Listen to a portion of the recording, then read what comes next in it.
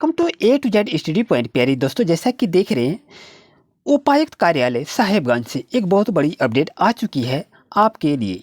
तो ये अपडेट क्या है, अच्छी तरह से हम समझेंगे और समझ के इसका लाभ उठाएंगे। जैसा कि देख रहे हैं कि दिनांक 7/12/2024 से 14/12/2024 तक साहेबगंज जिला अंतर्गत चौकीदार पद पर नियुक्ति हेतु विज्ञापन जारी कर दी गई थी और इसमें से इच्छुक अभ्यर्थी भी आवेदन आमंत्रित किया गया था और आपने फॉर्म भी भरे हुए थे। लेकिन आपको बता दूं, यहाँ पर प्राप्त आवेदनों की विवरणी को कंप्यूटर प्रविष्टि के उपरांत चौकीदार नियुक्ति स्क्रीनिंग समिति द्वारा समर्पित प्रारंभिक सूची साहेबगंज जिला की आधिकारिक वेबसाइट www.sahebganj.nic.in पर अपलोड कर दिया गया है। और उक्त प्रकाशित सूची में यदि किसी अभ्यर्थी का किसी भी प्रकार की दावा हो या ऑब्जेक्शन करना हो तो दिनांक 30 दिसंबर 2024 से 6 जनवरी 2025 तक अपराह्न के 5 बजे तक विहित प्रपत्र में त्रुटि निराकरण हेतु अपना दावा आपत्ति जिला सामान्य शाखा साहेबगंज में समर्पित कर सकते हैं। यानी कहने का मतलब यह है दोस्तों कि अगर आपने फॉर्म भरा हुआ है और फॉर्म में आपकी त्रुटि हो गई है, स्क्रूटनी से आपके फॉर्म को रिजेक्ट कर दिया गया है, तो आपको आपत्ति दर्ज करना है, ऑब्जेक्शन को सुधार करवाना है, तो आपके लिए डेट दे दिया गया है कि 30 दिसंबर 2024 से 6 जनवरी 2025 तक अपराह्न के 5 बजे तक फॉर्म में सुधार किया जाएगा। और उसके बाद आपका एडमिट कार्ड जारी होगी और उसके बाद आप एग्ज़ाम लिखेंगे, उसके बाद आप पास कर जाएंगे और उसके बाद फिर आपका फिजिकल होगा। इस तरह प्रोसेस से गुजरना होगा। तो अभी आप अपना लिस्ट में नाम देखिए, अगर आपका कहीं भी कोई रिजेक्शन में दिया हुआ है तो आप उसे जल्दी से सुधरवा लें। और निर्धारित तिथि समय के पश्चात समर्पित दवा नहीं करते हैं तो स्वीकार नहीं किए जाएंगे, कोई आपत्ति नहीं लिया जाएगा। तो इस फॉर्म के माध्यम से आपको जमा करना होगा दोस्तों। जैसा कि यहाँ पर देखें आवेदक का नाम, इस फॉर्म में क्या क्या निर्देश दिया है ध्यान दीजिए।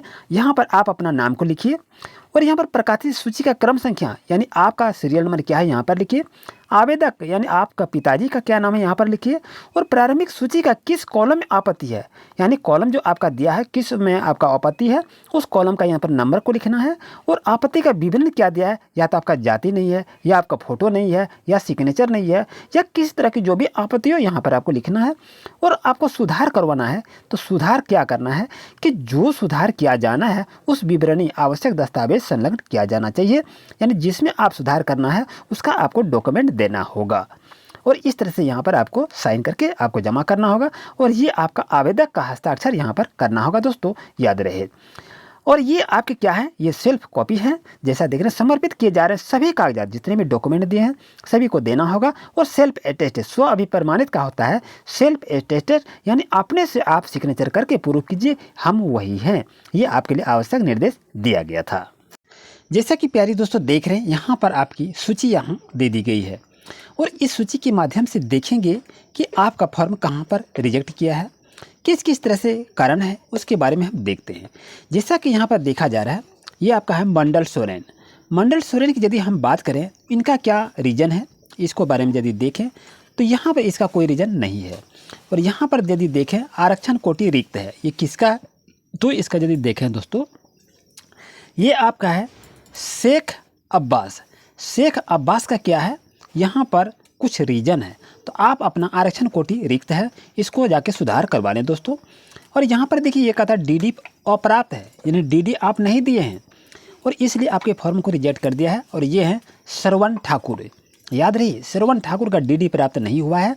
और उसके बाद देखिए यहाँ पर दिया है आरक्षण कोटि रिक्त है। ये किस कैंडिडेट का आरक्षण कोटि रिक्त है, आप लोग फॉर्म भरते हैं ये कैटेगरी को कैसे भूल जाते हैं। आपका ये आपका है बाबूजी मुर्मू, बाबूजी मुर्मू का फॉर्म रिजेक्ट करने वाला है तो आप जाके अभी ऑब्जेक्शन करें और सुधार करवा लें। जैसा कि यहाँ पर देख रहे हैं आरक्षण कोटि रिक्त है, ये किस कैंडिडेट का है दोस्तों, यदि यहाँ से बात करें ये देखिए आपका है शेख निसार और यहाँ शेख तोफीक का यहाँ पर फॉर्म देखिए आरक्षण कोटि रिक्त है ऐसा दिया हुआ है।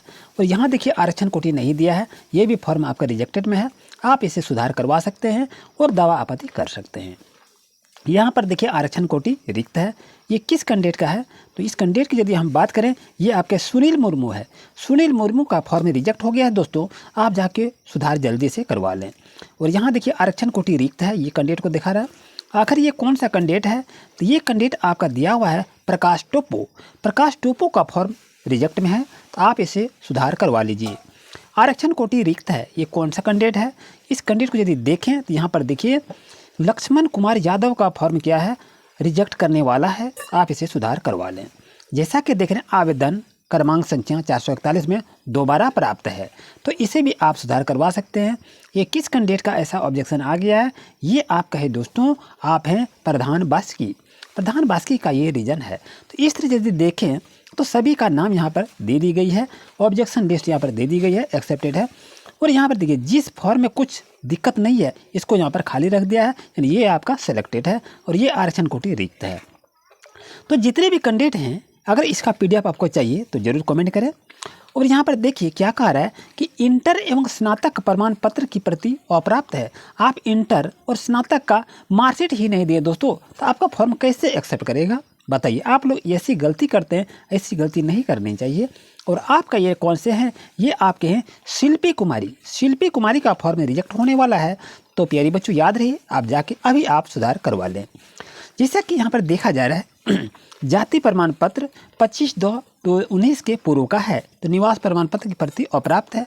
आपके पास ये तो रेसिडेंशियल और कास्ट सर्टिफिकेट अवेलेबल नहीं है और इसलिए आपका फॉर्म को रिजेक्ट किया है अनीता टुडू का। तो इस तरह से देखें सभी का नाम यहाँ पर आ चुकी है और यहाँ पर देखिए आपका फॉर्म रिजेक्ट है या एक्सेप्ट है।